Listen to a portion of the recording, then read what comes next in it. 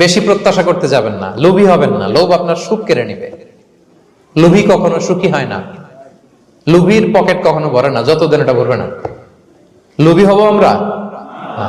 অতিরিক্ত প্রত্যাশা করব না, অল্প প্রত্যাশা করবো। I'm not talking about the goal. Goal should be bigger and higher.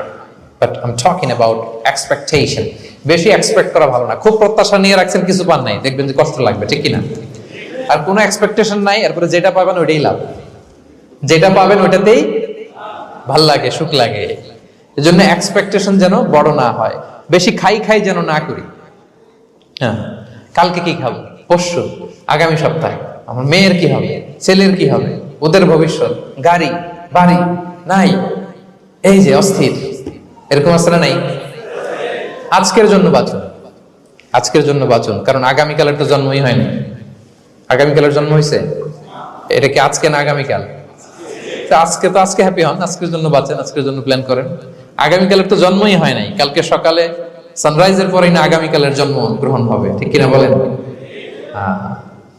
তাহলে প্রত্যাশা কমান, হ্যাপি হবেন আপনি।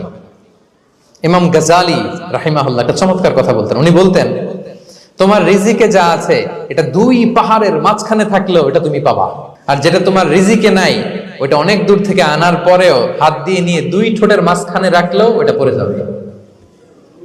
কথা বুঝতে পেরেছেন?